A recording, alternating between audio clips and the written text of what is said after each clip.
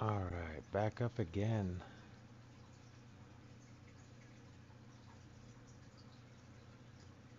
Gonna watch another episode of Tucker.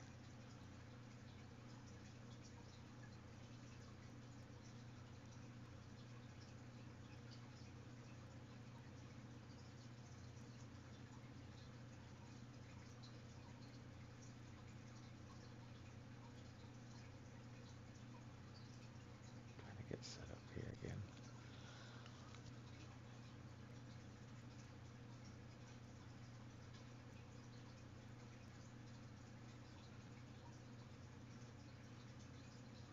Alright, don't forget to like, share, subscribe, all the good stuff. Let's get as much information out there as possible. Let's listen to both sides. I'll do some reactions all the way around the board, just make some suggestions and let's go.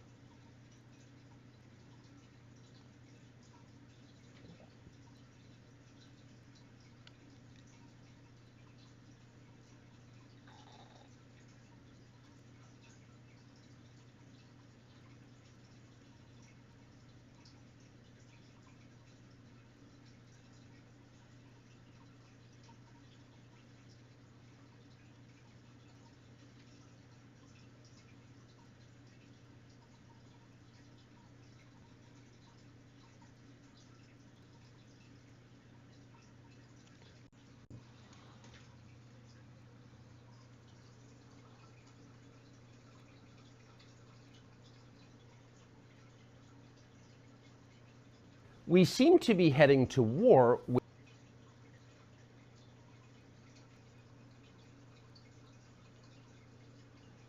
Alright, let's get this started here.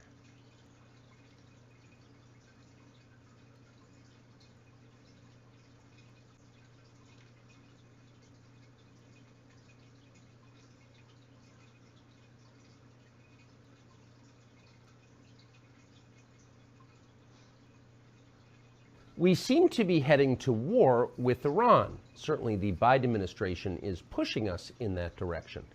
What's new and interesting and ominous is that very few Republicans, the opposition party, are pushing back. Instead, some of the party's leaders are encouraging it. Here, for example, is Senator Lindsey Graham of South Carolina from last weekend on NBC. You said this week that the only way to keep the war from escalating is to hold Iran accountable, part of what you're talking about now, and that it might mean bombing their oil refineries. Yeah. Have you had any discussions with the Biden administration about this? A bit. Here's my message. If Hezbollah, which is a proxy of Iran, launches a massive attack on Israel, I will consider that a threat to the state of Israel, existential in nature. I will introduce a resolution in the United States Senate to allow military action by the United States in conjunction with Israel to knock Iran out of the oil business. Iran, if you escalate this war, we're coming for you. Are you effectively poised to declare war on Iran? That's very strong language. I am poised to use military force to destroy the source of funding for Hamas and Hezbollah. No, that's Lindsey Graham. A few others in the Republican Party will be that open about their intentions, but very few disagree with him. Certainly not in private. They agree. So what? Let all that sink in.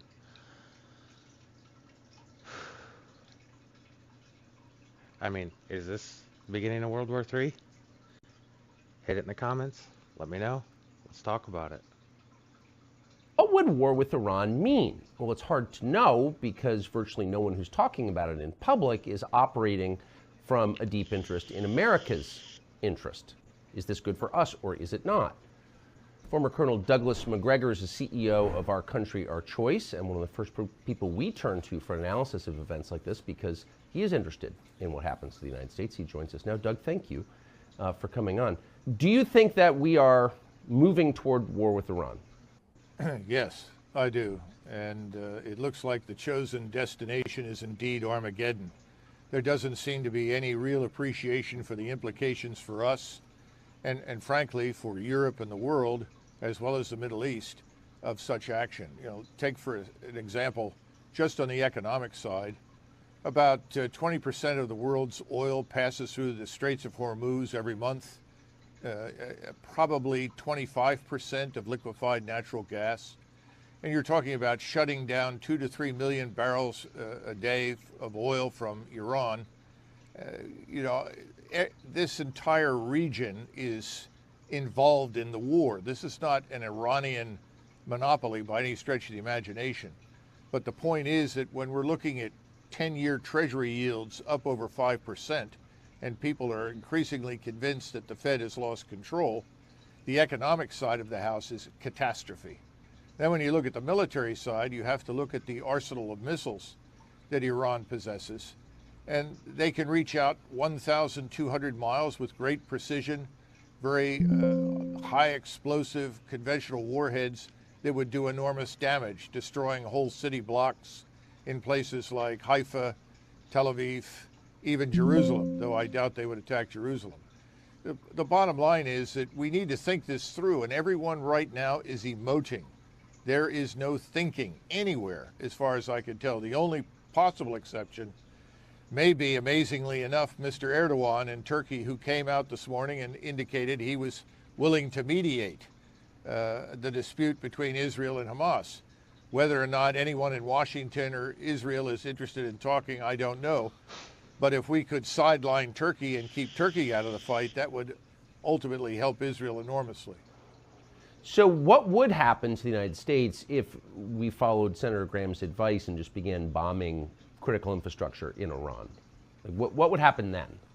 Well, all of the bases that we have in Iraq and Syria, unfortunately, where we still have over 1,000 Americans, all of those would be targeted, and this time they would target them accurately, and this destruction would be wholesale. I would expect trouble here at home and in the United States because of the open border. Hezbollah has a very large operation in Mexico. There are no doubt many, many, many Hezbollah agents inside the United States. We can only begin to imagine the kind of trouble they could cause. The missile and space program in Iran is very, very advanced, as is their cyber warfare capability. All right, and now think of this. Okay, when President Barack Obama was in office, we had the Iran nuclear deal. Nobody really paid attention to it.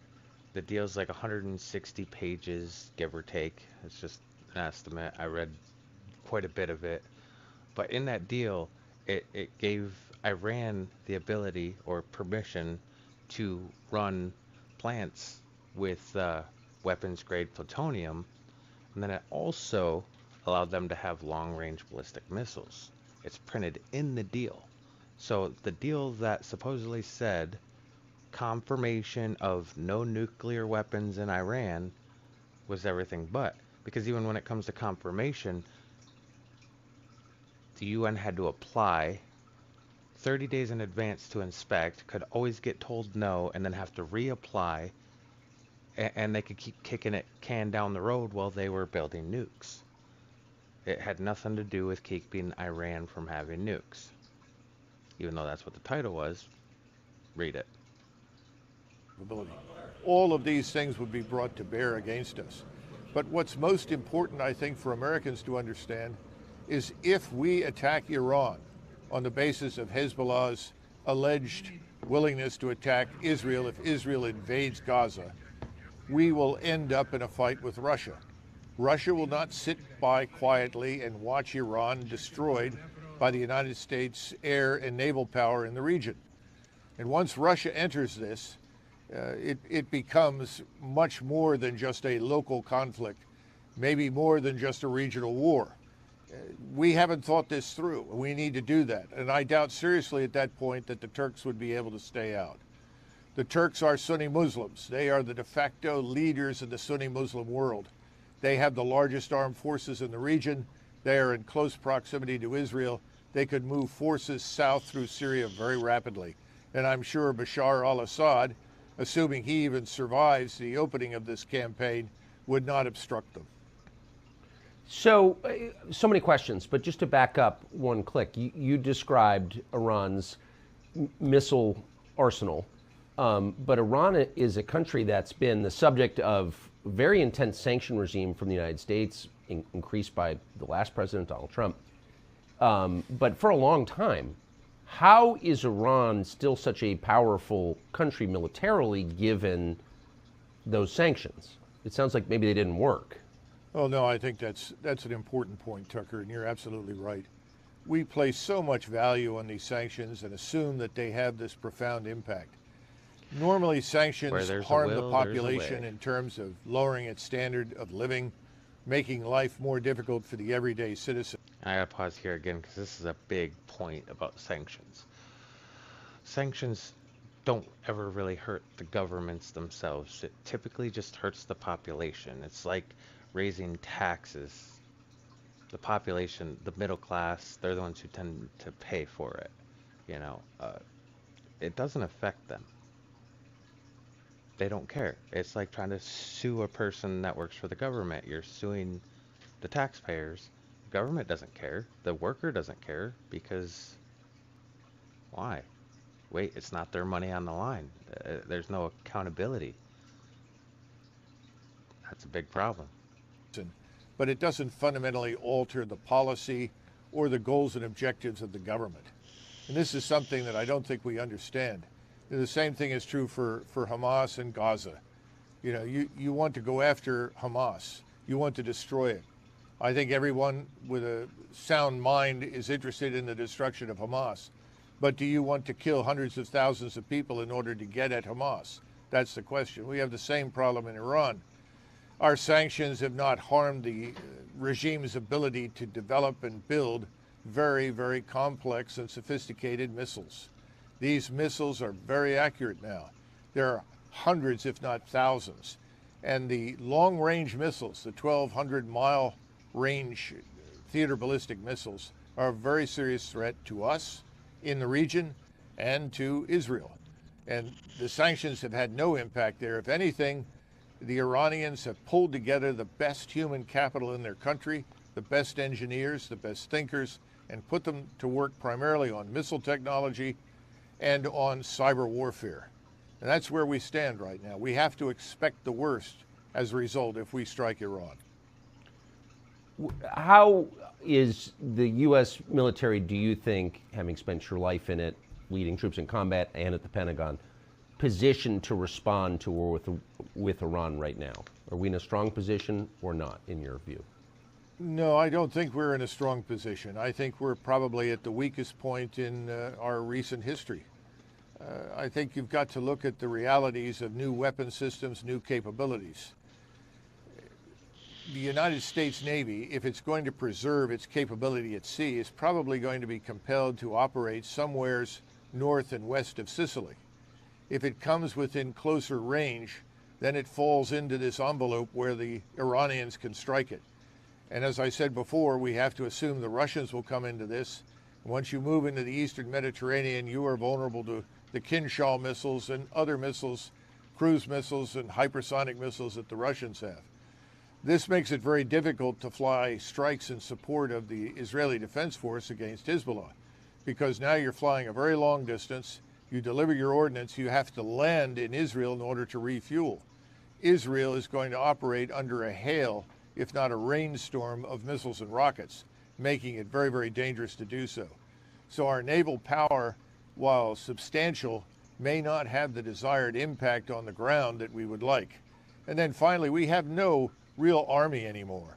The army is down to perhaps, 450,000. How much of that is ready to fight is open to debate. Much of it is sitting in Eastern Europe right now.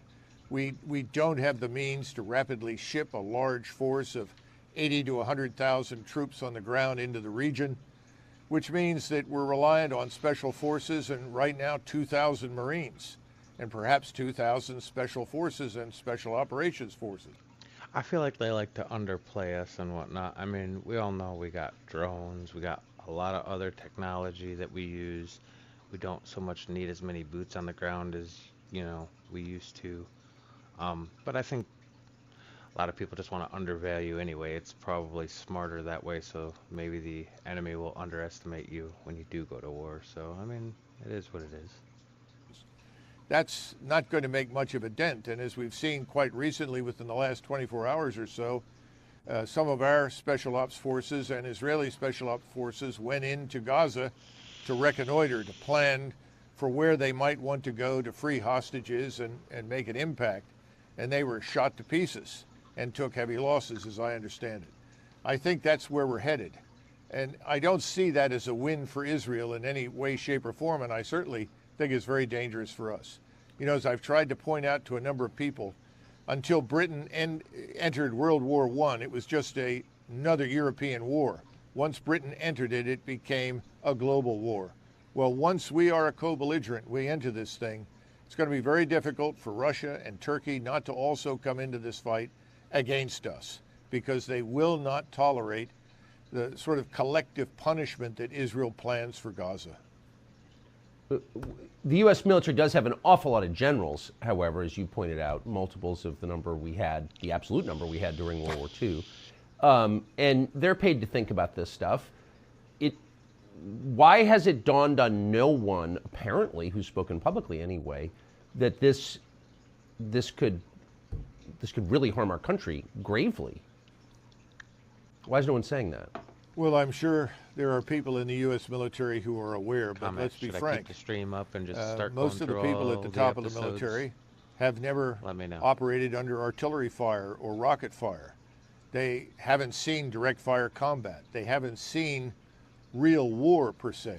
Remember, we've had the luxury of sitting around forward operating bases and striking opponents that were armed with AK-47s and command detonated mines, an occasional mortar or rocket.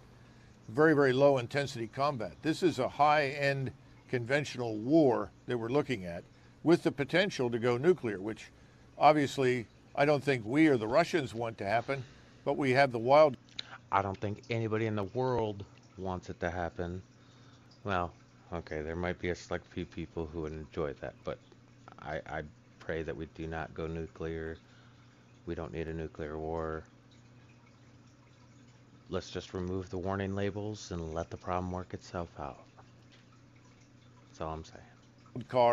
Card in Israel. They do have a nuclear capability. We don't know what the tripwire is for them to employ such a weapon.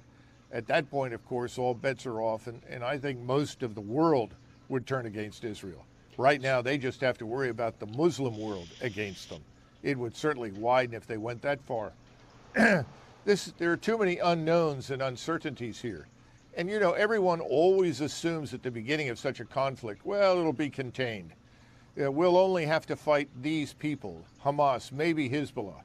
It never works out that way. These things always last longer than everyone thinks. The resources required are much more profound than what we anticipated. And remember, we've already used up many of our war stocks in Ukraine, and we've left Ukraine in a state of ruins. Places on life support, 500,000 dead. What are we going to do to Israel if we press ahead down this road? And it seems, listening to Secretary of State Blinken this morning, who more and more sounds like our commander-in-chief, that there is no room for negotiation, no room for mediation. Hamas must be destroyed. We must go into Gaza. If so, I think we're on this very dangerous road to Armageddon. What is the objective of the IDF and of Blinken, of the United States and Israel in this short term? Destroy Hamas, but what does that mean? Well, to destroy Hamas, in the minds, I think, of policymakers in Washington as well as in Israel, is to systematically root them out and kill them in Gaza. Mm-hmm. Now, let's be frank, when you go into an urban environment, you can't pick or choose your targets very easily. First of all, no matter how well trained you are, you're moving into an area that is rubbled. There are ruins. It's very difficult to negotiate in that. When I say negotiate, I mean negotiate the terrain through the rubble. You don't know where the enemy's going to pop up. Once you destroy all these buildings, he can be anywhere.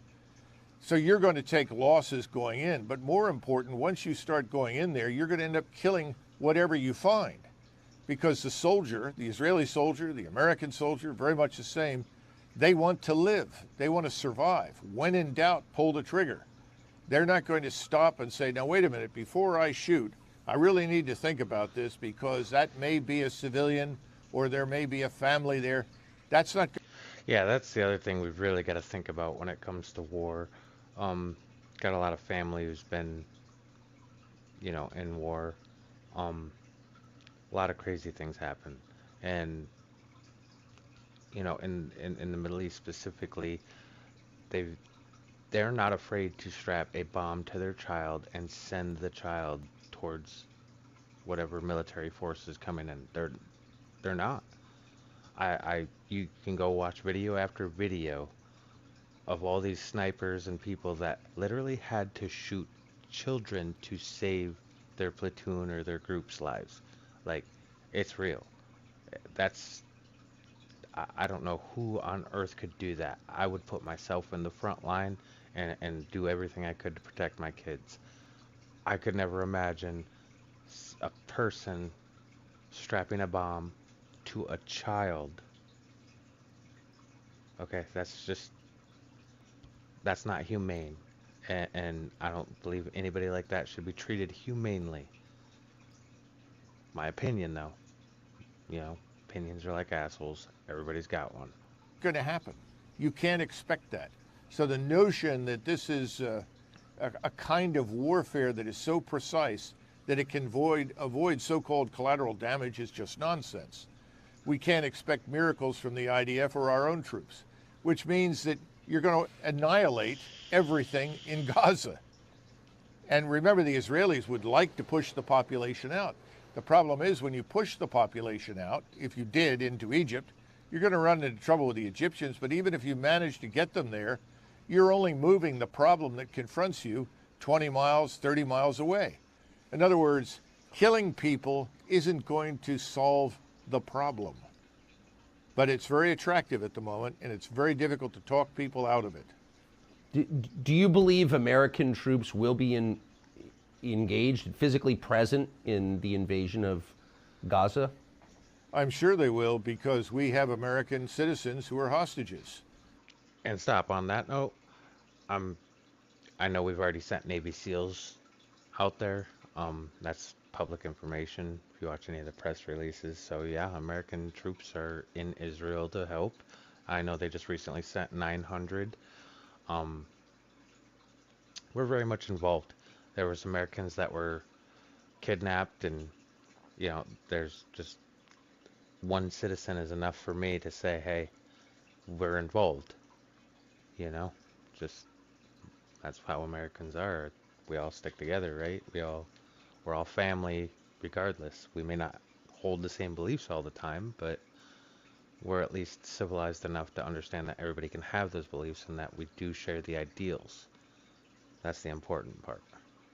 And we've already made it clear that we will assist and support the Israelis in freeing those hostages. Again, the problem is, how do you get the hostages out when you're fighting in this extraordinarily dirty and complex environment? What's to prevent the hostages from simply being executed as soon as you move in force into Gaza? I think the Israelis... And for context, when he means dirty, he means they've been leveling buildings over there with missiles, so it's a mess. Israelis know that. I think our leadership in Washington knows it. They may have even decided that if that happens, that's tragic, but the ultimate goal of destroying Hamas demands this. Again, it's the issue of collective punishment.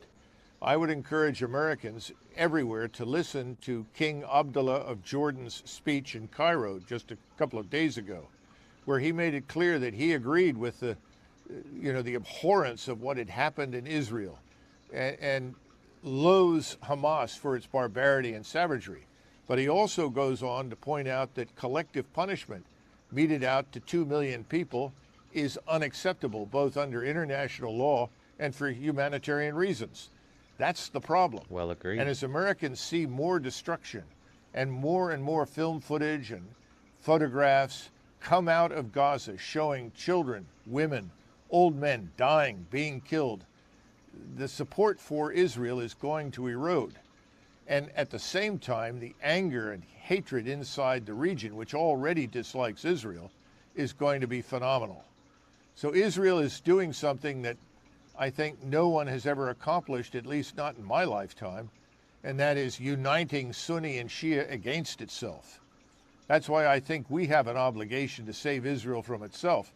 But that's not a popular position. Right now, it's bombs away and everyone is cheering. What about the argument often articulated? Wouldn't say everyone's cheering. I don't think anybody's really cheering that bombs are dropping and people are dying. I just, there's a select few, I'm sure. I'm sure there's some, Israelis that had their families murdered and all the other things that have happened there. That, yeah, they're probably cheering right now about bombing Hamas. I mean, understandable, but I don't think the world's cheering at this. I think just like in Ukraine, we all just want it to stop, and we want everybody to just get along and try to move forward with lives to make lives better for everybody. Including by leading presidential candidates recently, that considerations like the ones you just raised, like the long-term effects of decisions or global public opinion, downstream terror attacks, thinking about any of that is a violation of principle, and you're basically giving in to the terrorists by weighing any of it. How would you respond to that? Most politicians follow public opinion. Right now, public opinion supports. And this is really part of, I mean, okay, public opinion is important, definitely, but I think there's an issue with always following public opinion because the public doesn't know all the information, and then you have your biases and your lefts and your rights and so on. So it's really hard to always follow public opinion when there's just tidbits of information we don't know, we're not privy to. It's like I constantly watch these politicians, and they only care about getting reelected. They say whatever, and this is something we've talked about many times. It's been all over the place. They say whatever they need to say to get elected, and then they do whatever their lobbyists, the people that are paying them, tell them to do. This is how politicians get rich. It's like Joe Biden. He spent a life as a politician. He says he grew up not so wealthy. His dad had to work his butt off to pay for their stuff. If he went into to be a politician, how did he become worth millions?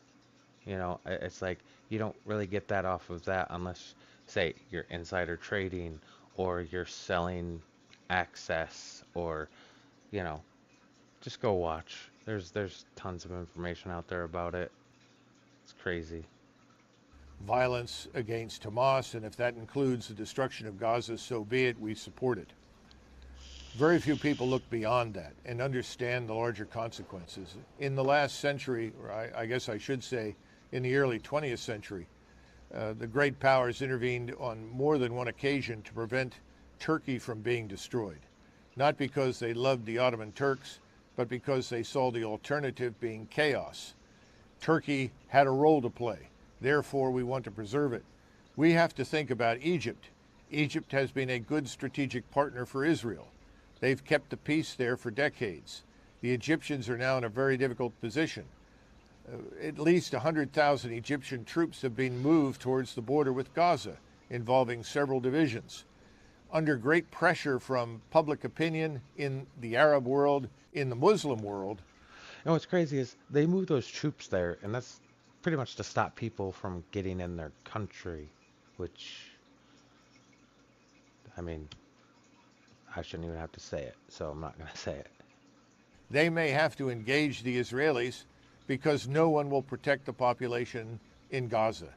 That's a terrible, terrible possibility, one that we don't want, because if that happens to Egypt and Hezbollah attacks from the north, that will bring in everyone else. And we're suddenly confronting a war on a regional level that is going to harm us economically, physically in many ways, but could threaten the very existence of Israel, which I think is the root problem here. We don't want Israel's existence threatened. We want to save Israel. We want to keep it intact. But we may not be able to do that if this war runs out of control. And let's be frank, historically, wars run out of control. They move in directions you never anticipated. So if you think you can plot this route forward as Lindsey Graham thinks, you're crazy. Once this is unleashed, it's not manageable anymore. You you made reference a couple of times to the American citizens being held by Hamas. What do we know about them? Well, I think most of them are American citizens who happen to be Jewish, who are there to celebrate during the holiday period or participate in this music festival we've heard so much about. I don't think they ever anticipated anything like this happening. Yeah. The problem is, as we've said before, extracting them from this haystack is nigh on to impossible. What about the concerns about terrorism in the United States in the wake of all of this? Well, I think they're very valid. Yeah, I think these concerns are very, very valid. We've had open borders now for the last 2.5 years, but we've had an illegal migration problem for the last 3. And that's a whole nother conversation right there. If you look at the numbers of who's getting caught coming across, which is a small amount compared to how many are not getting caught, there's a lot of ISIS members, a lot of people from Iran, a lot of people from this Middle East area that are linked to terrorist organizations. There's literally Hamas groups that they've caught members of coming across the southern border. So, when we talk about people coming across the southern border, it's not just about Mexicans. That's the least of anybody's worry. We're a pretty open society. We like to get along with everybody. But known terrorist organizations, countries like Iran who have chanted death to America, that's something you really got to think about. So my suggestion, you got your 2A, you know what to do. 3+ decades. We don't know who's in the country. We really don't. No one at Homeland Security can tell you who is here. The Europeans face something quite similar. They were bullied into admitting millions of Muslims from the Middle East and Africa. We've been bullied by our government to open the borders and let in effectively anybody who wants to come. So we don't know who's here, but we do know that Hamas, as well as Hezbollah, have positions in Mexico. Of the two, Hezbollah is much stronger, much larger, and much better equipped and financed. So we have to expect that once Hezbollah is in the war and we are against them and Iran, that much of our infrastructure will be at risk. Something as bad or potentially even worse than 9/11 could happen here. This brings us back to the whole issue of immigration and border security. We've essentially ignored it. The same politicians who are pushing for war against virtually everyone in the Middle East, which is what it boils down to in the final analysis, don't seem to have thought carefully about protecting us or our borders from all of the terrible things that we've seen in Israel. How much damage could these same people do to us in a shopping mall in the space of 15 minutes? It doesn't take much imagination to understand how dangerous this is. Do you think that this war, if it comes, and as you said, it seems like it is, how will that affect American domestic politics? War traditionally has been used by the people in power to shut down dissent. Can you imagine that happening in this case? Well, I think they'll try. Fortunately, thanks to people like Elon Musk, who bought Twitter and ended the censorship or suspended it, the truth does get through and reach Americans. But Americans will figure out pretty quickly if two things tend to happen at once. You have the war overseas and the war here, but remember the economy and the financial condition right now. If you turn on any of the business channels for the first time in my memory, lots and lots of analysts are coming on and talking about the Fed having lost control, the rising interest rates, the inability to manage and cope with the sovereign national debt of 33 trillion. And that's the tip of a proverbial iceberg. We already have Americans who are struggling with inflation anyway. Now we're looking at potentially scarcity. We've drained our strategic oil reserve for all intents and purposes. If the Strait of Hormuz is shut down, if the Suez Canal is closed, we're in a lot of trouble in the short run, that's for sure. How rapidly can we recover from all of this? How many refineries can we put back into operation? How much drilling can we do quickly? The answer is not very much. So draining that strategic oil reserve was a very serious mistake. But as we become impoverished and chaotic and subject to these terror attacks, we'll be winning important moral victories, don't you think? Well, in our effort to stand at Israel's side and help protect Israel, we have taken a different route and cast moral turpitude to the side. In other words, how do you help one without committing a war crime against the other? This is the problem with collective punishment. This is the problem with annihilating Gaza and trying to sweep out its population. That's unacceptable to us as Americans. I struggle with this war crime thing. I mean, would not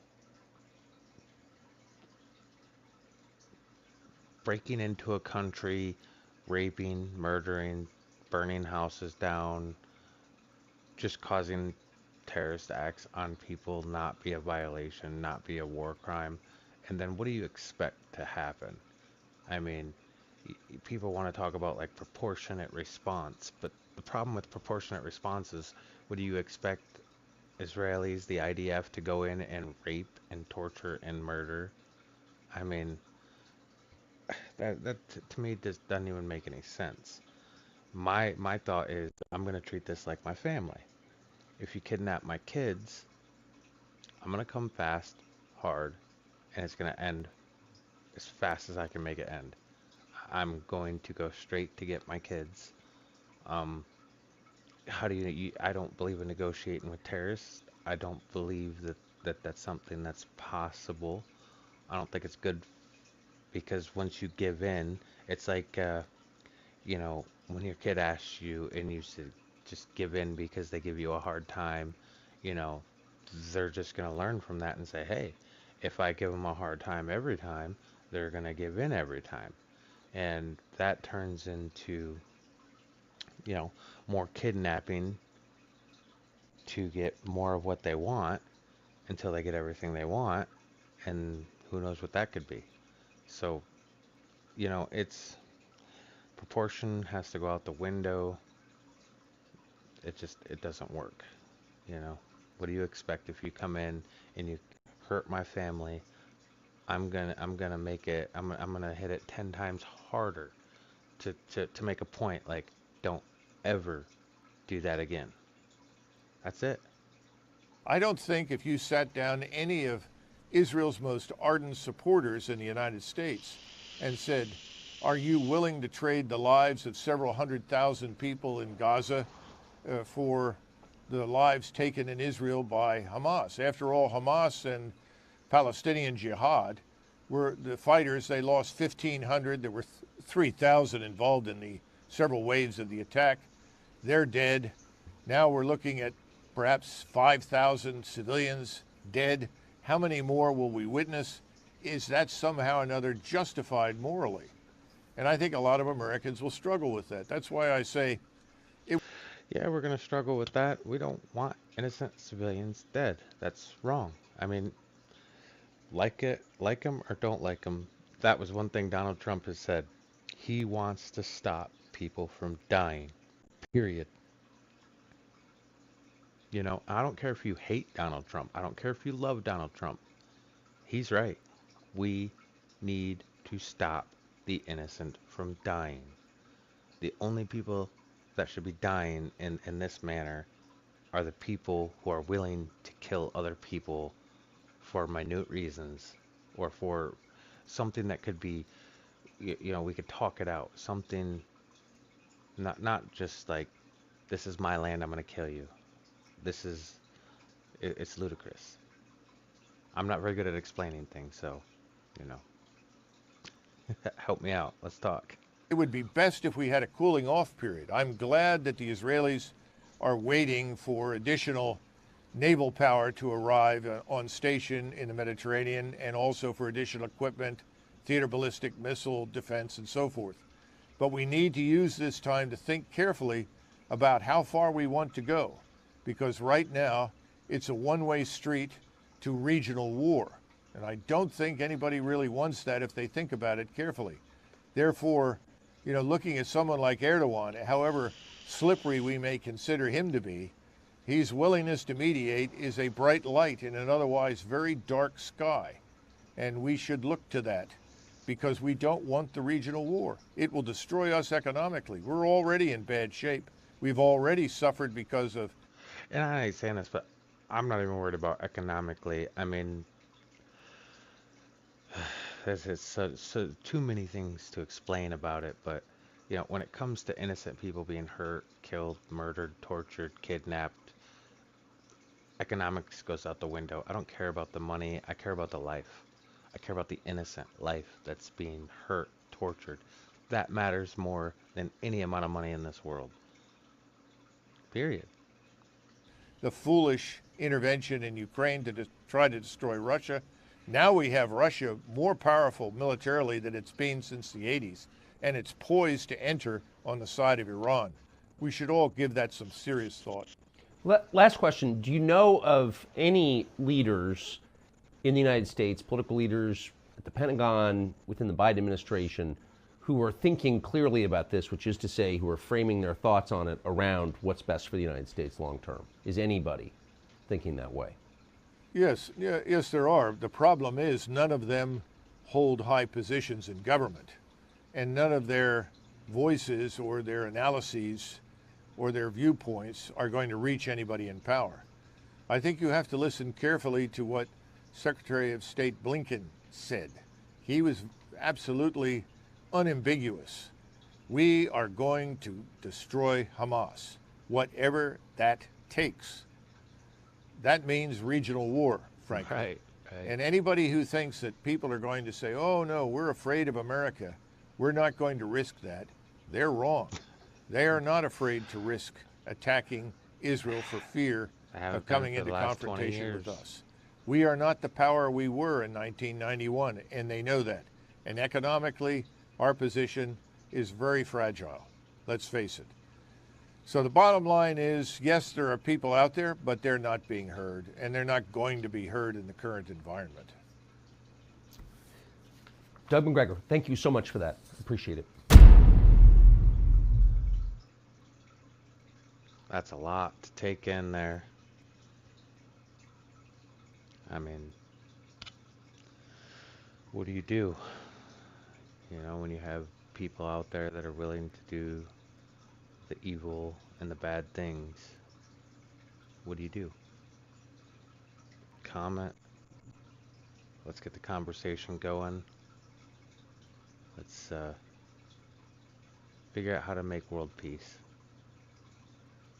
It's going to take everybody. No one person can do it. So let's have this conversation. I'm going to do another live. Actually, I could just keep going here since I'm here. Shrink this down. I kind of went backwards here because I watched all these, but I've already watched them. So let's go to this one. We'll be shocked to learn this, but it turns out the whole George Floyd story was a lie. Well, I think there's some things in here they're going to talk about that a lot of people already know, but they're always trying to push a narrative and divide us, and I think this was another thing they're using, and it's a shame, but let's check it out. Now that we know that it was not, in fact, a pandemic of the unvaccinated, now that we know that Ukraine is not actually winning the war against Russia, it could be time to revisit some of the other slogans we've been assured are true and ordered to repeat. Are they, in fact, true? Did, for example, a racist white cop actually murder a man called George Floyd, a civil rights leader, in Minneapolis on Memorial Day of 2020? Now, we've been all right, let's pause here because we all know this story. There's been riots over this story, and my personal feeling is I think the officers, they definitely didn't do their due diligence. They didn't do their job to the best of their ability. We all understand what a hard day of work is and how you get to the point where you just don't care, you want to go home. That's not an excuse. These officers really should have found a better way to handle this. I wish, medical could have got there a lot faster than it did. They should have called that immediately. He's acting erratic. Something's wrong with this guy, whether it be drugs or a heart condition, some type of medical problem. It was pretty obvious if anybody who's watched all the footages from all the different cameras and actually looked into the situation. So, let's keep going here. Told that happened, told it relentlessly for more than 3 years. So at this point, we've been told it so much that pretty much everybody seems to believe it. And because everyone does kind of believe it, a small group of people has been allowed to make massive changes to American society. They include, but are not limited to, decriminalizing stealing, defunding the police, adding a new federal holiday to the calendar called Juneteenth, the ceasing of hiring all white men in corporate America, and of course, significantly, they also sent a cop called Derek Chauvin to prison for more than 40 years. He would be the racist white devil who murdered George Floyd. But the question is, did he actually murder George Floyd? And the answer is, well, no, he didn't murder George Floyd. That's kind of a bombshell, guys. I mean, anybody who actually looked into it already kind of knew he was having a drug overdose. He was on fentanyl. I mean, he may have survived it without the interaction because he wouldn't have had the adrenaline going with it. But it wasn't. He may not have done his job right, but he didn't intentionally murder the guy. You're right. The knee on the neck for sure is not a good thing. They definitely need to not do that. They need a better way to handle this. This hurts all the way around. And we're not guessing about that. We know it conclusively thanks to a new court case now underway in Hennepin County, Minnesota. The case was brought by a prosecutor there called Amy Sweezy. She's suing her boss.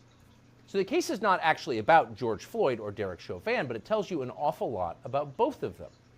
In her deposition, which you should read, Amy Sweezy describes a conversation that she had with the county medical examiner, Andrew Baker, right after George Floyd died. Quote, "I called Dr. Baker early that morning to tell him about the case and to ask him if he would perform the autopsy on Mr. Floyd." Sweezy recalls all this under oath in the deposition. Quote, "He called me later in the day on that Tuesday, and he told me that there were no medical findings that showed any injury to the vital structures of Mr. Floyd's neck. There were no medical indications of asphyxia or strangulation." Oh. In other words, George Floyd, according to the official autopsy, was not murdered. He died instead of what we used to call natural causes, which in his case would include decades of drug use, as well as the fatal concentration of fentanyl that was in his system on his final day. So this was not a killing. It was yet another narcotics OD in a country that records more than 100,000 of them every year. The medical examiner clearly understood that and, in fact, articulated it. And Sweezy explains. "He said to me," she recalls in the deposition, "Amy, what happens when the actual evidence doesn't match up with the public narrative that everyone's already decided on?" And then he said, quote, "This is the kind of case that ends careers." In other words, everyone lied about it from the very beginning. The people who knew the truth hid the truth and allowed the revolution to proceed. Now they've been exposed. Now we know the truth. What happens next? Well, they're going to ignore it. The Biden administration just issued a long purple statement celebrating George Floyd's birthday. He's a martyr, despite the fact we know that he was not murdered. And by the way, Derek Chauvin is still languishing in jail for the rest of his life. So how do we respond to this? How do we respond to the truth once we have it? Well, Vince Everett Ellison seemed like a good man to ask. He's the author of Crime, Inc. He joins us now. Vince, thanks so much for coming on. So as with so many other stories, the origin thanks for having me, Tucker. of COVID, it's a blessing to have you. We now know what actually happened, but the question then is, what do you do with that knowledge? We know that the U.S. government, Tony Fauci, worked with the Chinese to create the virus that overturned the American economy. But You know what's crazy is I have video footage of a lady that this was her study, the whole, gain and function type diseases and sicknesses and all the things they do. And right in the beginning of the pandemic, she came out and she straight up had the whole virus. They have they know the virus by, I don't know all the technical terms here, so please forgive me, but the virus is mapped out. They know all the little pieces and they know when they're manufactured, and they have patents on viruses and whatnot. And she blew the whole lid open. She was like, dude, this is literally a strand that's in the Wuhan lab in China, it came over, it was a study that started in America and then it got moved to China I'm pretty sure it was under Obama. So it's a pandemic. I mean, it's common knowledge now, and people still want to act like, I don't know, some weird way about it. Well, way it is, man. But like, what do we do with that knowledge? What do we do with the knowledge that George Floyd was not actually strangled to death by a cop? We have to acknowledge the people that gave it to us and why. See, George Floyd is the Democratic Party's prototypical black man. These are the black men they are trying to create. So George Floyd has to be elevated. He has to be celebrated. He's perfect to them. He was poor. He was uneducated. He was a drug addict. He didn't have a job. He was down there begging and crying and asking the white people to not kill him. To a Democrat, to a white Democrat, this is the perfect black man. And remember, Democrat was the party of slavery, facts of history. Regardless of what you believe, they were the slave owners. Republicans, I literally live in the birthplace of the Republican Party, and it's not where a lot of people think it is. And it was literally created as the anti-slavery party. We were human rights. I mean, that's just the way, anybody with common decency would think. Like, we want everybody to have equal opportunities, and go get it if you got it. Do what you got to do, make it happen. So he has to be elevated. Look, not a few days ago, Kamala Harris and Joe Biden celebrated hip-hop music. They had a celebration of hip-hop. Hip-hop culture is America's culture. It is a genre. It is music and melody and rhyme. And hip-hop is also an ethos. A music genre that calls the black man the N-word, calls women the W word and the B word, talks about misogyny, shooting police, smoking dope, selling dope, fighting, killing, acting a fool. They celebrated this genre. Why? Because this is how they see black America. They see us the same way they see George Floyd. And they have to make more of us because everywhere they rule, John F. Kennedy stood in front of the Berlin Wall in the 60s and said, if you think that communism is great, let them come to Berlin. Well, if you think that the Democratic Party is great, let them come to Detroit. Let them come to Chicago. Let them come to St. Louis. Let them come to L.A., Portland, Seattle, Memphis. Anywhere where they rule, you'll see George Floyd's all over the place. And they're proud of them. In Baltimore, Maryland, they spend $21,000 per child for every child up there inside the school district. Not one school is proficient in math, science, or reading. But they keep it going. Yeah, they're also, sorry to pause this again, but dude, studies are showing that all these public schools that spend more money per child are doing worse than the schools that spend the least. Like when they spend around $14,000 a year per child, that school tends to do better than the schools that are spending $21,000 per child, which it's mind-boggling.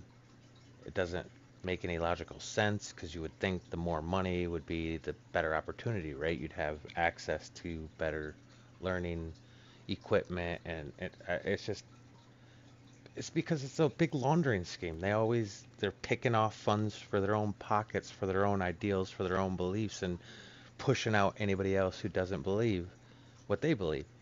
I've had arguments with my school. I'm lucky. My school's pretty good about parents being involved, and there's a few people I question, but gotta watch out for this stuff, man. You gotta be involved with your kids. You gotta be involved with the school. It doesn't have to be like an everyday, but it's gotta be like you need to communicate. You gotta know what's going on. You need to know what's being taught, and don't let them try to give you some BS and say they can't tell you, blah, blah, blah, because there's laws that protect us. FERPA is one of them for your schools, that it requires the school to give you access to anything that involves with your child. Now, it does protect other people's children, so they can't give out, the other child's information to you on any of the situations, but you do have the right to all your child's information and what your child's being taught. So be involved. We need it. Everybody needs to do this. every year. Why? Because they're producing George Floyd. But and George Floyd's wait, vote can I for the ask you, Democrat though? Party.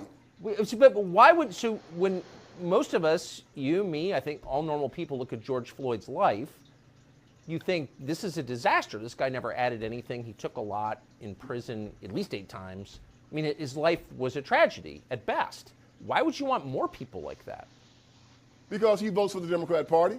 And they can control And then you. he teaches his children to vote for the Democrat Party. And then these white Democrats can feel superior to him. Yeah. He can be controlled by them. Just like, think about an old slave plantation, talk about back in the day. They're all called how they wanted their slaves to act.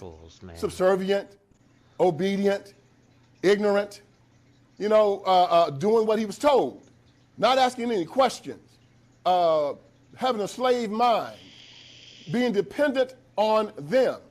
This is how they want black men to be in America. This is how they want the whole black community to be. This is why it started in the civil rights movement. When Martin Luther King Jr. in his I Have a Dream speech said, 100 years after the Emancipation Proclamation, the Negro is still not free. He said 5 times in that speech that we were not free. It turned the Declaration of Independence on its head, because in our Declaration of Independence it said that our freedom was an unalienable right given us by God. That's John Locke, in his second treatise of government, said that an unalienable right is a right given from God. It is irrevocable, non-transferable, and unsellable. The government cannot touch it. It supersedes law. It supersedes the Constitution. Praise it. However, King said that we was coming to government and to the white man for our right to be free. Even at the end of the speech, he said, on some certain day we'll be free at last, free at last. Thank God Almighty, we're free at last. He said in that speech, when will we be satisfied? He said, we will never be satisfied until justice rolls down like water and righteousness like a mighty stream. That's a fancy way of saying never. And so black people heard that speech and said that we were not free here in America. And we make our children recite that speech every single year on King's birthday. And they say in that speech, the Negro is still not free. George Floyd was a slave in his mind. And the civil rights movement caused him to be a slave in his mind. And today they're still marching, 60 years later, telling black people, you're not free. Beg for reparations. Beg for affirmative action. Kill your children in the womb. Cut off your child. You castrate your children. Let drag queens come into school and shake their behinds in your children's faces. Run God out of the public square. And then they end up like George Floyd. But the one thing they do consistently is they vote for the Democrat Party, and the places where George Floyd's live, they stay in absolute power. I'm going to challenge everybody here. All these main Democrat areas. Find a libertarian. Find somebody outside of the Democratic Party and vote for them. Remove all your Democrats. Go with the libertarians. There's Green Party. There's so many other options. All right, find somebody, put them up there, see how things change. I guarantee you, within a term, you're going to see big changes. It can be Republican. It could be any of them. Yeah, I don't like left or right. I don't really like Republicans or Democrats because I feel like they're both wings to the same bird. They both tell you one thing, do another. You do get your, you get your Kennedys on the Democrat side. RFK says a lot of good stuff. He knows his shit. He does good, and he really wants change. So you get some on both sides, but you really got to pay attention not only to what they say, but go to like places like lis.gov, okay? lis.gov. It'll give you all the legislation, who voted on it, who proposed it, which way, who voted, whatever. It'll give you all the information. You can actually see the substance. You can go through the text, given a lot of these laws are lengthy. You might need a dictionary. Believe me, I've had to do this before. Sit there with a dictionary. When you find a word you don't understand, you can use your phone or computer, whatever you got, and just look up the word and then continue to read, and you'll see. The titles do not match the content, and they always have some. It's like bait and switch tactic in this legislation. It's like they bait you in with the title, but then the contents is the opposite of what the title really is. That's like the whole Iran nuclear deal. It's nuts, man. Read it. Then go look at what Obama said about it, and then read it. I voted for Obama, okay? I wanted the change. I felt like we were headed in a bad place, which, you know what? I think I voted wrong there, to be honest with you, because race relations got worse. I mean, I got friends of all sorts of different ethnicities, man. I don't look at any of us Homo sapiens as a different race. I feel like we're all the same race. You know, we have slight differences, but not enough to change an entire race. So, but just do your due diligence, do some research. You need a dictionary, don't be afraid. Don't be afraid to ask a friend. Go look at legislation, look at what the politician says, and then look at what they do. You know, vote your conscience, man. Don't tie yourself to a single party. Find somebody you like. Find somebody who does what they say they're gonna do, and stick with them. That's a pretty dark explanation. So you're saying that the Democratic Party as an organization intentionally degrades black people to keep them compliant and obedient. Oh yes, in my book Crime Inc. I Victim talk mentality. about one of the main things they do, like the they mafia create. and organized crime. They humiliate black people. They demoralize them. It's a Marxist construct. They demoralize their people. They beat them down. They tell them that they're victims. Well, it was Martin Luther King Jr. that said, they tell you to pull yourself up by your bootstraps. Well, how can you pull yourself up by your bootstraps when you're bootless? You know, he Right. told us we were bootless. You know, you have black preachers, and you've heard, you know about my iron triangle, the black preacher, the black politician, the black civil rights worker. They go into the black community. Consistently, you're a victim. You're oppressed. The country hates you. Well, see, I look at them and I say, I'm a black man, but I cannot be oppressed. You know why? Because I'm a child of God. I'm an heir of Jesus Christ. I cannot be a victim. Why? Because I'm an heir of Jesus Christ. I'm a child of God. I cannot be a victim. I know my worth. See, they tell these people to go against their religion and their basic ideology, because most black men say they're Christians, right? But then they walk around saying, I'm oppressed. I'm a victim. I'm afraid. 365 times in our Bible, they tell us to fear not. Yet they walk around saying they're afraid in the United States of America. LeBron James said he's afraid. Kareem Abdul-Jabbar says he's afraid. Kaepernick said he's afraid. Well, I'm a black man in America, and I'm not afraid of a damn thing. I don't ask for permission in my own house. America is my home. That's right. So as they walk around here crying, talking about, I'm frightened, I'm afraid, I can't make it, please help me, I tell them they stink in my nostrils. They're an affront to God. The flip side of white male intimidation during the civil rights was also black male cowardice. They laid down and let them beat them, slap them around, rape their wives and their children. Well, no, not me, never me. I'm a free man. I live in the United States of America. They say it's an honor to be, that there's white supremacy and that white people have some type of privilege. Well, as I said before, it is a privilege to be white, but it's also a privilege to be black. And it's a privilege to be an American. And it's really a privilege to be a Christian in the United States of America, the greatest country on the face of this earth. And they're not going to make a George Floyd out of me. I stand up strong. I look them in the eye, and I say, I'm a free man. My freedom comes from God. It's an unalienable right given to me by him. You cannot touch it, and if you try it, I got two things that'll get you off of me. Jesus and my 38. Come try me out. That's right. Catch me outside, So, right? so the Democratic Party used BLM as a domestic militia in the last presidential cycle, 2020, to defeat Donald Trump. Do you expect something like that to happen again? Well, you see how they use the same tactics as Iran. Iran has Hezbollah and Hamas as their militias. And the Democratic Party uses BLM and Antifa as theirs. And they throwing the use rock KKK. and hiding their hand. Of course they're going to do it. KKK They've was always done it. Democrat. Even at the beginning, they used the Ku Klux Klan for their military reign. Now they're using BLM, they're using Antifa, they're using NAACP, and they're their suicide bombers. They're their shock troops. They're their brown shirts. They're their street soldiers. And they're going to go out there, and I guarantee you, Tucker, they're going to look over all the black-on-black violence. They're going to look over all the black men killing black men. They're going to look over all the snatching grabs and all the burning and all the fighting and looting and acting a fool. And they're going to find one crazy white cop that's going to do something to some crazy black man, and then they're going to try to burn this country down for it. That's their plan. That's their template. I hope America's ready for it because it's coming. And it always works for them. It always works because the press and everybody's just waiting. Oh, they're on the starting line just waiting for it. And as soon as they find that golden kill, watch them go crazy with it. BLM is going to start getting their money from the Democrat Party because that's who they get it from. The same way that Hamas gets their money from Iran. BLM gets their money from the Democrat Party. And BLM does not stand for Black Lives Matter. It stands for burn, loot, and murder. And that's what we should call them from now on. Vince Everett Ellison, Wow. Bible in a 38. It's great to see you today. Thank you very much.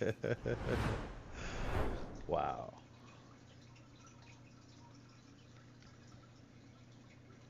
I think I got time for about one more. Crazy. Oh, we got Vivek Ramaswamy. How to avoid World War III. I don't know, man. I kind of like him, but he sounds like an AI robot, and definitely some questions in his past and things he's done. But I mean, I think we all got it. Last week, we talked to Vivek Ramaswamy, who's running for president, about how the United States should respond to the Hamas attacks in Israel. Of all the candidates in the race, Ramaswamy seemed the most interested in thinking through the long-term effects of what's happening in the Middle East on the United States. And that struck us as a very good thing. We're Americans. We've got families here. We care what happens to our country. Why wouldn't we care? And yet in Washington, Ramaswamy's question qualified as a scandal. The usual chorus of liars, many of them on the so-called right, unfortunately, immediately denounced him as a dangerous bigot. They claimed he was pro-Hamas, which is ridiculous. And then they suggested that he doesn't believe in Israel's right to self-defense, which, if anything, is even dumber. It was a thoroughly disgraceful display and a revealing one. But none of it answered the question that he had raised. What is the best path forward here for the United States, as well as for Israel and the rest of the world? It's worth thinking about that. The stakes are higher than many Americans understand. It's easy to imagine several other nations getting pulled into the conflict between Israel and Hamas. Those countries would include Russia, Iran, Turkey, China, Saudi Arabia, the Gulf states, and possibly many more. Some of those countries might take our side, aligned with Israel, but most of them would not, and that would be a problem. The U.S. military is weaker than it's been in at least 50 years since the end of Vietnam. Exhausted by two pointless conflicts in Iraq and Afghanistan, internally divided by identity politics, mismanaged by buffoonish hacks at the Pentagon, our services are in obvious disarray. Check the enlistment numbers. Nobody wants to join. But it's worse than that. The government that funds our army is bankrupt. The man who leads it is senile. Now is not the time for a world war. We would lose. But our commander-in-chief has no idea. Watch this tape from Sunday as he smirks while bragging that America is so rich, there is no limit to our power. We can wage as many wars as we want. We're the United States of America, for God's sake. The most powerful nation in the history, not in the world, in the history of the world. The history of the world. We can take care of both of these and still maintain our overall international defense. We have the capacity to do this, and we have an obligation to. We are the essential nation, as to paraphrase the former Secretary of State. And if we don't, who does? The most powerful nation in the history of the world. You can imagine the Roman Senate issuing a statement just like that on the morning the Visigoths sacked their city. Pride goes before destruction. That has always been true. It always will be true. How do we keep our country from being destroyed? Vivek Ramaswamy has been thinking about that all week. He joins us on set now. Vivek, thanks so much for joining us. So, what do you think the potential for disaster looks like here? And I should preface by saying nobody disputes Israel's interest in pursuing a conflict with Hamas, punishing those responsible, yes, defending itself, of course. Absolutely. But from an American perspective, how could this go wrong? So I think that one of the things we ought to do is remember the mistakes we have made in our own recent past, in the last 20 to 25 years. After 9/11, how did we end up in $6 trillion plus of wars in Iraq and Afghanistan? Thousands of American lives that we won't get back. Part of how we ended up there was in the era after 9/11. You remember it. The tolerance for debate was very limited. Shut up, sit down, do as you're told, go along with the plan. I am worried, Tucker, that's the beginning of the environment I'm seeing right now as it relates to the current conflicts. We seem deep into that right now. We do seem deep into that. And it's in the modern West as we know it. I mean, even Bibi's former national security advisor was quoted in an article earlier today when he was asked the question of, well, what happens after Hamas? His exact words were, I don't give a damn. I used to think first, act later. I don't think that way in light of last weekend. And I understand, as I did in this country, the pain of what people have gone through. You respond with emotion. But the thing I worry about, Tucker, right now is what I see is the left-wing criticism of Israel's what looks like to be soon to be ground invasion of Gaza is about proportionality and about injustice and humanitarian aid. Even if you just put all that to one side, from a U.S. perspective, from an Israel perspective, how is this actually going to achieve a good result? And my concern right now, and as we're having this conversation, it appears imminent that Israel is going to mount a ground invasion into Gaza. I'm concerned that a ground invasion into Gaza without clearly defined objectives is going to be the start of another no-win war that is not good for Israel and not good for the United States. And so one of the things I've been thinking about just in recent days, you hear a lot of histrionics here, a lot of bloodthirsty neocons, in fact, far less reasonable than even many Israelis that are far more rational about this than some here in the United States, is how could this play out? Right? So if we just think about one reasonable scenario, let's just go step by step in terms of where we are. Israel mounts a ground invasion into Gaza, okay? Doesn't have a clearly defined goal, but they've mounted that ground invasion. That crosses a red line that Hezbollah has previously identified, saying that that's their red line for attacking Israel. And this might be exactly when Israel is mired in a ground conflict in Gaza, which I worry could be a trap. Networks, kilometers upon kilometers of tunnels, a lot of traps that they could walk into. That could be a moment that's perfectly appropriate, unfortunately, for Hezbollah to decide to go after Israel. Israel's then in a two-front war, both in the north and the south in Gaza. Now you're talking about real risk of, there's no way that you're really going to avoid some level of U.S. involvement there. Now look at what the Iranian-backed militias in other places like Iraq, like, you know, the Badr group in Iraq. You talk about the Houthis in Yemen. What have they said? This is also going to be their red line for involvement. So now you have broader regional conflict. At a time when you have civilian casualties in Gaza, that turns the rest of the world's back on Israel. By the way, even in the case of success, ending up with what fills the vacuum, Hamas 2.0, with a bunch of radicalized Palestinians. So I don't think I think that's unfortunately, a reasonable way for how this could play out. Can I just ask you to pause a sincere question? What is the plan? I mean, this is something the United States has preemptively endorsed and is paying for, so I think it's fair to ask that question. What is the plan? Well, I think that's the elephant in the room that's missing, is that we don't have, from Israel, a clear sense of what the objectives are. Now, in the United States, we should be reasonably helping our partner who is... Right, point to that. The only plan that I've heard, really, is destroy Hamas. That's it. I mean, I've seen they were dropping flyers to tell civilians to get out, move south, so on and so forth. You know, is that going to help with tensions when it comes to like Egypt, it's a southern border? Is that going to create an issue where Egypt's going to get more involved? You know, there's a lot to think about. Struck in the case of really a devastating and inhumane hit to their country. It was barbaric. I think our job is to tell them these are the mistakes we made in the wake of 9/11 when that happened to us here. This is a time to have a clearly defined objective.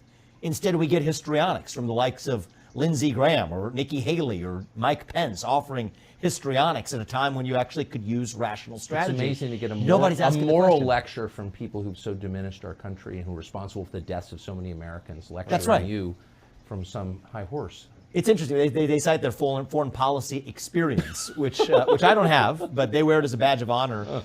I think that their foreign policy experience unfortunately shows in terms of the results that they have delivered for this country. My view is, look, a lot of neocons here are far more bloodthirsty than even some more realistic minds in Israel. What's a better alternative to the plan as it currently exists, which is a non-plan, an invasion of Gaza without a clear objective? And I think there's a real cascade of events following Hezbollah, following likely then U.S. involvement, following Iranian militias in Iraq in Yemen. And U.S. involvement would almost, I mean, especially if it's involvement in Lebanon or against Hezbollah. Yeah. you could see how that could become a much larger conflict very, very fast. Absolutely. And even think about Israel's ability to fight Hezbollah. The last time they were in a war with Hezbollah was 2006. It didn't go very well. I was there. You were? Yes, in Beirut, yeah. Oh, I didn't. Okay. Well, you would know even better than I how well that one front war didn't go. Now imagine if they're mired in conflict to the south in Gaza at the same time. And by the way, some of those groups in Iraq, Iranian-backed militias, they have said that they would strike back, and U.S. involvement here, strike U.S. assets in the area in the case of U.S. involvement. Well, think about where we have our biggest embassy. Biggest embassy is in Baghdad, where, by the way, as of when we're having this conversation, it's a little bit chaotic out of Baghdad. I don't think it's crazy for the U.S. embassy in Baghdad even to be evacuated. So against those circumstances, I am worried that this is going to lead to a war that is not good for Israel with poorly defined objectives and isn't good for the United States. Now, there are other questions we could be asking, which are what might be a more productive path. Right. So there's got to be a response. Hamas did this. The people who did it obviously need to be punished. Yes. Killed. Yes. So what do you think a wiser course for the United States and for Israel would be at this point? So I'm running for U.S. president. My job is to look at this through the prism of U.S. interests. But if we're talking to Israel, one of the things we need is, what is your actual objective? Here's one sensible version that the U.S. could fully support. Israel's going to define its objective, and it's up to the U.S. to say, here's what we can support and here's what we can't. But here's one version of it that if I were U.S. president, I would support all the way through, and I happen to think it's among the best answers for Israel itself. Think about a world in which Israel has a clearly defined objective, say the top 100 in Hamas. Okay, we want their heads on stakes, line that southern border of Israel and Gaza. With those heads, as you build a new border defense, there's your deterrence. Top 100 people, whatever it is, a clearly defined objective, achieve the actual retribution and justice that needs to be exacted in this situation. So kill the people who did it. Kill the people who did it, absolutely. And is that the top 100? But who are the people in Hamas? That's an achievable objective. Go in and get that done. And I think the U.S. should help from an intelligence perspective with this. I think the U.S. can be helpful with what we might call the diplomatic Iron Dome. Let Israel do this to fully defend itself without the UN or anybody else in the rest of the world getting in the way. Get U.S. allies, intelligence sharing, the kinds of things that don't get the U.S. involved militarily. Israel's capable of doing this. The Mossad is capable of doing this. And think about Munich Olympics 2.0, the version of this. This is an achievable goal. It is proper, it is just, it is morally justified. And anybody from the left in this country or Europe or anywhere who rejects that, no, this is Israel defending itself as it has the right to do. And punishing the people who actually did it. Right. That's exactly right. That seems like a pretty obvious solution. I think and it seems within the capabilities of the state of Israel, and it seems like we could help with that. And it's an achievable win, right? And I would sort of even think about now one step further. Against the backdrop of achieving that, I don't think it's crazy, Tucker, for Israel to think about some unconventional approaches here. I mean, I think Israel would... Wait, can I ask you to pause real quick? Has anyone suggested that? That seems like such an obvious solution. Not that I've heard, Tucker. Why? I think that there's a culture of fear right now in the United States. I'm not speaking for Israel, I'm speaking for the culture here in the U.S., where, yes, all of us, I'm sure you and I included, share an emotionally visceral reaction to what happened with Israel being that wrong. But I think that emotional, visceral reaction has everybody looking to each other to talk about the periphery of... I will say this. A lot of this has to do with the propaganda. You know, making up stories to make things worse or make up some type of history that, oh, they covered this up or that, you know, get into conspiracy because it's on all sides. I mean, conspiracy is everywhere. So, you know, that has a lot to do with why people are viewing things the way they're viewing it. Of the issue, right? Everybody's so eager to talk about whether you're going to condemn the, you know, college student groups that are making silly statements over here or the $100 million of humanitarian aid over there. I see Republicans rushing to, you know, analyze the mosquitoes on the elephant's tail without talking about the actual elephant in the room. But this just seems like what an we should do. If we believe someone committed murder, we find that person and we punish him. That's right. So that that would seem like the most obvious solution. Well, I think that there are some in the U.S. that are so bloodthirsty and have been rooting for outcomes that have really, from their standpoint, nothing to do with this conflict, that might want to use this conflict as an excuse to do what they otherwise might have wanted to do anyway, which is reopen broad-scale regional war in the Middle East, which we haven't had since Iraq and Afghanistan came to a close. These are cynical forces that exist in some wings of the U.S. But hey, that's another point to Trump, man. He brought that peace deal out there, and we hadn't lost a soldier in a long time. Everything had been and if you didn't catch this, then you just don't even pay attention until something dramatic happens, and then you should probably go back and pay attention before you come out and start saying stuff. But it was more peaceful than it had been in a long time, and all of a sudden, U.S. pulls out. We end up getting people killed during the pullout. Then you got Biden unfreezing $6 billion to Iran, and next thing you know, Israel gets attacked. It's you gotta pay attention. Think about it. I can't speak for why others aren't really clear-headedly asking what exactly is our plan of action, what advances U.S. interests, what exactly should we tell Israel we will and won't support, and how could that possibly positively influence Israel to make the right decisions here. But I think there's first principle, go after the people who are responsible for this in an achievable goal in a way, and I would say, metaphorically or literally, put their heads on stakes, make sure that we actually have a clear deterrence, that something like this never happens again. And then I think there are ways that Israel could really turn the tables So here. you're not arguing on behalf of Hamas? Of course. I mean, the things that people will say on the internet appall me, but Hamas is a terrorist group and deserves to be held accountable for the dastardly acts. I mean, this was barbaric. It was medieval. And I think a direct response to exact justice from Hamas is 100% morally justified. And as U.S. president, if I were in that office, I would provide every bit of diplomatic air cover to Israel to do what it needs to do, because I'm also looking after the U.S. interest here. I don't want the U.S. military involved in some tripwire of a war in the Middle East that we sleepwalk ourselves into, which isn't good for the U.S., but isn't even likely good for Israel. Now, I think that there are some broader regional issues that we need to deal with, too. I mean, one of the lurking issues here is the nuclear capabilities of Iran. And if I had the clear answers, if any of us had the clear answers to exactly how you would keep Iran from becoming nuclear weapon equipped, we wouldn't be talking about this right now. But I think a maximum pressure campaign against Iran, economically speaking, until they actually fully phase out their nuclear weapons is a reasonable discussion and debate to have. I think we can avoid doing some really stupid things that we've done along the way, though, in the meantime, this year. Think about the discussion around transferring nuclear technology to Saudi Arabia. Now, why would you ever want, and Saudi Arabia, which got some of the deepest energy reserves in the world, clearly doesn't need nuclear plants. So that technology would be used for nuclear weapons. Why would you ever want the Saudi kingdom to have nuclear weapons? Well, it's even one step worse than that, right? We've done civilian nuclear technology transfers. I think we've done something like 27 deals with 43 countries. Yes. Saudi Arabia did not want the terms of those traditional civilian nuclear technology transfers because they require oversight and monitoring to make sure you're not using them for military purposes.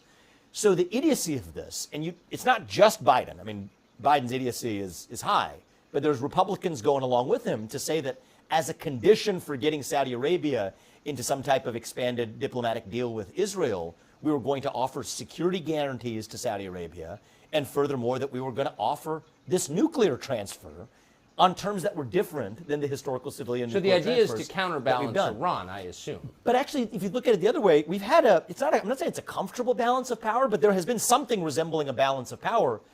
This is this summer we're talking about it, Tucker, and this is an uncomfortable topic, but we can't just dismiss the possibility that these two things are entirely unrelated. I mean, right when we have inserted our noses in to this, what I think is a terrible idea of a deal with Saudi Arabia, and I think many in Israel and otherwise agreed with me too, that transferring nuclear technology to Saudi Arabia on these differential terms and security guarantees, that shouldn't be necessarily what's required to drive Saudi Arabia into a peaceful deal with Israel.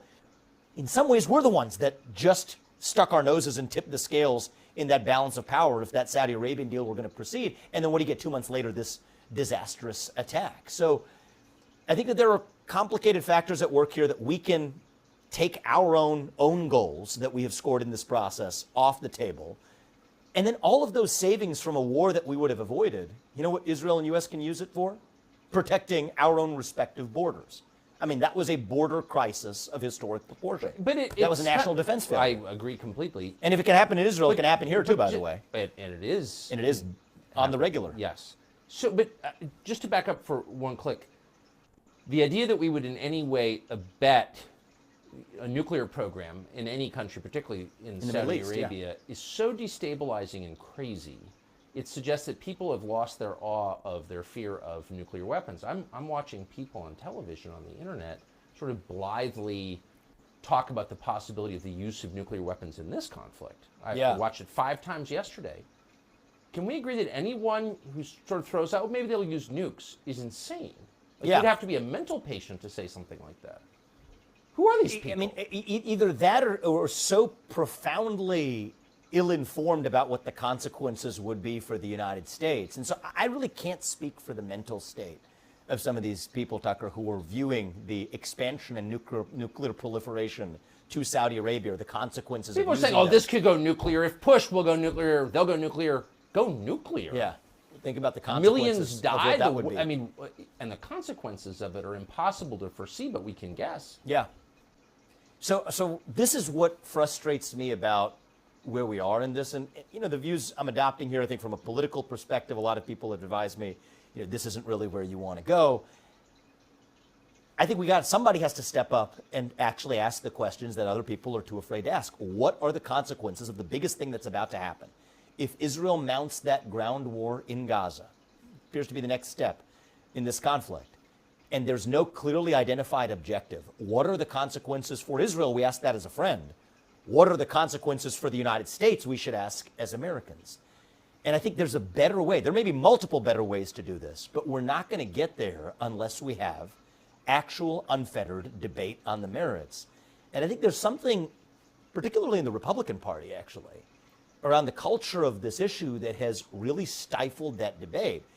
The experience I've had, I mean, the first time you and I met was, I don't know if you remember this, was after when I was writing my first book. It was in the context of I'd been a biotech CEO and George Floyd died and this country started acting crazy and there were certain debates you couldn't have on questions relating to race and whatever back in 2020. I remember what that felt like. It was a speech suppressive environment where there were certain debates you weren't allowed to have. And many on the left would call me racist as a way of silencing open debate and believing in colorblind meritocracy. It feels really similar. It feels really similar in a different way right now, where isolationist has become the new racist, a new label to use as a substitute. Bigot, saying that you hate Israel.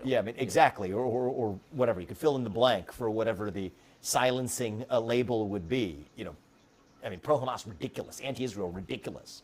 But to use that to silence debate on the merits, and whether that comes from the left, the right, it doesn't much matter. That's, I think, the ultimate form of anti-Americanism.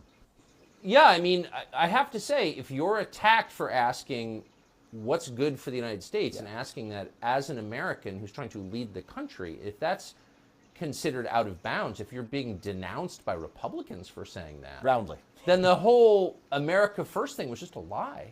Yeah, I think it wasn't a lie when it comes to the people of this country. I think a lot of the people in the leadership, though, would like to believe it was a lie, like to believe that it was a passing phase, an attachment to one man, where this is a broader vision that goes beyond Well, it's just common any sense. individual. If you live here and you've got children, Put this country first.